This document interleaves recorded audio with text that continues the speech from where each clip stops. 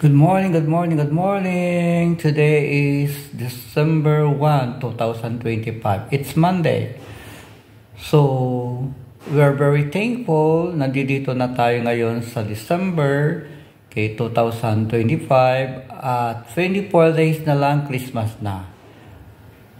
I'm hoping that everybody are healthy, happy, and also magkakaisa ang isang pamilya para salubungin natin ang pagdating ni Hesus Kristo, our Savior, Jesus Christ.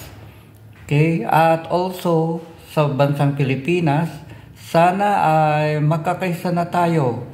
Tulungan natin ang gobyerno para umusad ang magandang Pilipinas.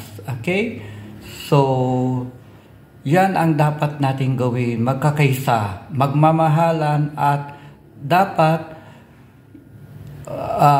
yung pagpapakumbaba ay pairalin natin kasi hindi maganda yung nagmamataas. Kasi nga hindi tayo uusad kung ganyan ang ating mga ugali. So dapat magmamahalan tayo, magkakaisa, at tulungan natin ang gobyerno para usad tayo sa mga lugmok na ating mga dinanas. Kung meron man.